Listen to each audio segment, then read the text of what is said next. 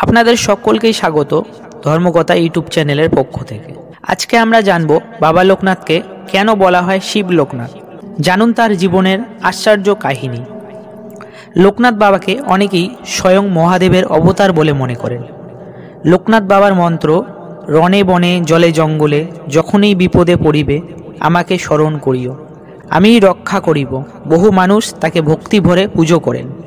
পশ্চিমবঙ্গের বহু পরিবারেই পূজিত হন লোকনাথ ব্রহ্মচারী বা বাবা লোকনাথ।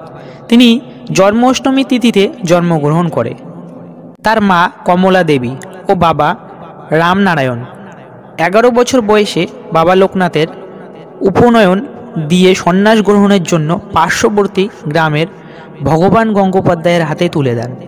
লোকনাথ নিজের গুরু ভগবান গঙ্গোপাধ্যায়ের সঙ্গে সংসারের মোহমায়া কাটিয়ে বেরিয়ে পড়েন। নানান ব্রত পালন ও কঠোর তপস্যার জন্য হিমালয়ে চলে যান তারা।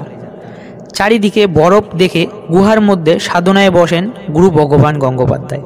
কিন্তু লোকনাথ নিজের সাধনার জন্য গুহাকে বেছে না নিয়ে খোলা আকাশের নিচে বরফের চাদরের উপর ধ্যানমগ্ন হন।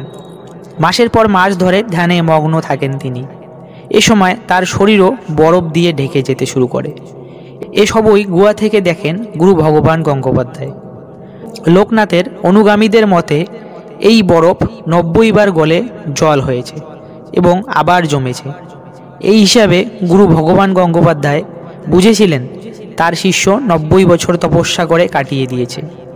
এর পরের ঘটনায় সকলেই চমকে ওঠেন।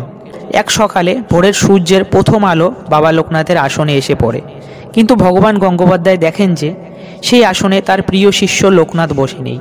সেখানে অধিষ্ঠিত স্বয়ং দেবাদিদেব মহাদেব। এই দৃশ্য দেখে বিভ্রান্তে পড়ে যান তিনি। নিজেকে জিজ্ঞাসা করেন, যা দেখছি তা ভুল না সঠিক। এরপরেই গুহা ছেড়ে বেরিয়ে আসেন তিনি। এসে দেখেন সেখানে লোকনাথই বসে আছেন। চোখের পলক ফেলতে না ফেলতেই আবার সেখানে মহাদেবকে দেখেন।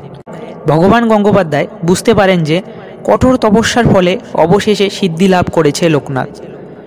গুরু হয়েও শিবকল্প মহাযোগী বাবা লোকনাথকে প্রণাম করেন ভগবান গঙ্গোপাধ্যায়।